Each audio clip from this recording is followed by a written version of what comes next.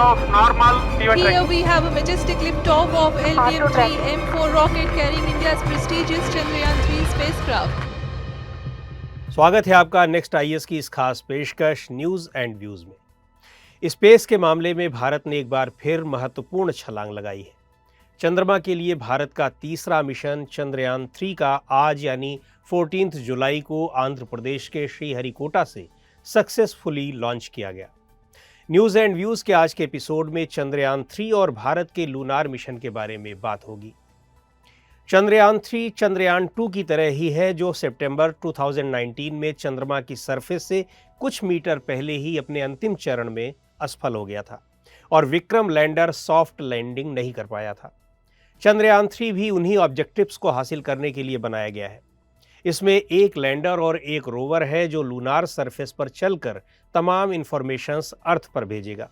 इस चंद्रयान-3 में 3 पार्ट्स हैं: लैंडर, propulsion मॉड्यूल और रोवर। लैंडर का काम चंद्रमा पर सॉफ्ट लैंडिंग करना है और फिर रोवर को चंद्रमा के सरफेस पर उतारना है। सरफेस पर उतरने के बाद रोवर उसकी केमिकल एनालिसिस करेगा। लैंडर और रोवर दोनों में ही कई साइंटिफिक पेलोड्स होंगे। चंद्रयान-3 को मार्क 3 लॉन्च व्हीकल से ले जाया जाएगा, जो एक 3 stage medium lift launch vehicle है और इसे इसरो ने ही बनाया है। पहले इसे GSLV मार्क 3 के नाम से जाना जाता था। इसरो द्वारा बनाया गया ये सबसे पावरफुल लॉन्चिंग व्हीकल है। चंद्रयान-3 दो मायनों में चंद्रयान-2 से अलग है। एक तो इसमें चंद्रयान-2 की तरह ऑर्बिटर नहीं है और दूसरा ये स्पेक्ट्रोपोलैरिमेट्री ऑफ हैबिटेबल प्लैनेट अर्थ यानी शेप नाम का पेलोड कैरी कर रहा है, जो पिछली बार नहीं गया था। इस शेप का काम पृथ्वी से रिफ्लेक्ट होने वाली पोलराइज्ड लाइट का डेटा कलेक्ट करना है। इसके जरिए साइंटिस्ट उन प्लैनेट्स के बारे में कुछ जानकारी जुटा पाएंगे जो इसी तरह की लाइट रिफ्लेक्ट करते हैं। पिछली बार चंद्रयान-2 लैंडिंग के समय फेल हुआ था, इसीलिए वैज्ञानिकों ने उसे परफेक्ट करने के लिए सॉफ्टवेयर और हार्डवेयर दोनों में कुछ बदलाव किए हैं और उन्हें एडवांस बनाया गया है। सॉफ्ट लैंडिंग के लिए 5 की जगह 4 थ्रस्टर इंजन है। फ्यूल कैपेसिटी बढ़ाई गई है, सोलर पैनल्स भी एक्सटेंड किए गए हैं और लैंडर की लेग्स को और मजबूत बनाया गया है। लेकिन इस लैंडर का नाम एक बार फिर विक्रम ही रखा गया है। विक्रम लैंडर चंद्रमा के साउथ पोल के नज़दीक 70 डिग्रीज लैटिट्यूड पर किसी जगह लैंड करेगा। यदि ये सफल हुआ तो चंद्रमा के साथ साउथ पोल के पास पहुंचने वाला ये दुनिया का पहला मिशन होगा। इससे पहले जो भी स्पेसक्राफ्ट गए हैं वो चंद्रमा के इक्वेटोरियल रीजन के आसपास उतरे थे। इक्वेटोरियल रीजन और पोलर रीजन्स में लैंडिंग के अपने फायदे और चैलेंजेस हैं। इक्वेटोरियल रीजन में सरफेस प्लेन है, स्लोप्स भी बहुत ज़्यादा नहीं है और पहाड़ियाँ या गड्ढे तो न के बराबर हैं। यहाँ लैंड करने का एक फ़ायदा ये भी है कि यहाँ सनलाइट होने के कारण सोलर पावर अच्छी मिलती है, जबकि पोलर रीजन्स में बहुत बड़ी बड़ी खाइयाँ या गड्ढे हैं। यहाँ के ज़्यादातर इलाके में कोई रोशनी नहीं पहुँचती और टेम्परेचर भी -230 डिग्री सेल्सियस तक गिर जाता है।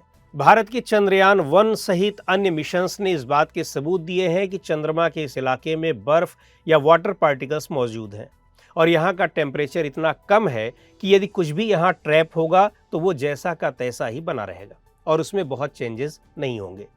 इसीलिए यहाँ की रॉक्स और मिट्टी अर्ली सोलर सिस्टम के बारे में हमें जानकारी दे सकती है। अपने एक्सिस पर घूमने के मामले में चंद्रमा की सिचुएशन पृथ्वी जैसी नहीं है, इसीलिए चंद्रमा के नॉर्थ पोल्स और साउथ पोल्स के पास एक बड़े हिस्से में कभी भी सन रेज नहीं पहुंचती हैं और यहाँ अंधेरा रहता है। चंद्रमा के इसी हिस्से को परमानेंटली शैडोड रीजन्स PSR कहते हैं। लूनार सरफेस पर रोवर उतारने का इसरो का ये दूसरा अटेम्प्ट है। इससे पहले जुलाई 2019 में चंद्रयान-2 लॉन्च हुआ था, लेकिन लूनार सरफेस से कुछ किलोमीटर पहले ही इसरो का चंद्रयान से संपर्क टूट गया था। चंद्रयान-2 से पहले चंद्रयान-1 मिशन 2008 में भेजा गया था। चंद्रयान-2 को GSLV M के 3rd M से भेजा गया था। मोटे तौर पर लैंडिंग 2 तरह की होती है। एक क्रैश लैंडिंग, जिसमें किसी ऑब्जेक्ट को फ्रीली छोड़ दिया जाता है और वो एकदम से सरफेस पर पहुंचता है, जबकि दूसरी लैंडिंग सॉफ्ट लैंडिंग होती है, जिसमें धीरे धीरे सरफेस पर पहुंचाया जाता है। इस प्रोसेस में लैंडर अपने कैमरों की मदद से प्लेन जगह तलाशता है और लैंड करने का इंतज़ाम करता है। ये काम लैंडर को खुद करना होता है या फिर अर्थ से वो कंट्रोल्ड होता है। ये सबसे अंतिम स्टेज में होता है। लैंड करने के यही लास्ट मिनट्स सबसे अहम होते हैं। लैंडिंग के इसी समय को टाइम ऑफ टेरर कहा जाता है। चंद्रयान 2 की लैंडिंग हालांकि सक्सेसफुल नहीं रही थी, फिर भी इसरो के मुताबिक उस मिशन ने 90 to 95% अपने टारगेट्स को अचीव कर लिया था, क्योंकि चंद्रयान 2 में लगे the Chandra's atmospheric composition explorer 2 CHACE 2 ने चंद्रमा के वातावरण में फैली आर्गॉन 40 का पता लगाया था। इसके अलावा इसरो ने क्लास इंस्ट्रूमेंट के जरिए चंद्रमा की सरफेस पर सोडियम के ग्लोबल डिस्ट्रीब्यूशन की मैपिंग भी की थी। इससे पहले के कुछ लूनार मिशंस के बारे में जान लेते हैं। सबसे पहले फ्लाई बाई मिशन में स्पेस क्राफ्ट चंद्रमा के पास से गुजरा था। वो न तो इसकी ऑर्बिट में जाता है और न ही इस पर उतरता है। स्पेस क्राफ्ट बस दूर से ही चंद्रमा की स्टडी करता है। इसके अगले स्टेज के मिशंस में ऑर्बिटर का नंबर आता है। इसमें स्पेस क्राफ्ट चंद्रमा की ऑर्बिट में चक्कर लगाते हुए उसके बारे में जानकारी जुटाता है।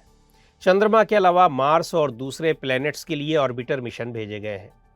चंद्रयान 2 भी लैंडर के साथ साथ ऑर्बिटर मिशन था, जो इस लेवल तक सफल रहा था। भारत का मार्स मिशन ऑर्बिटर मिशन था। ऑर्बिटर के बाद इंपैक्ट और लैंडर मिशंस का नंबर आता है।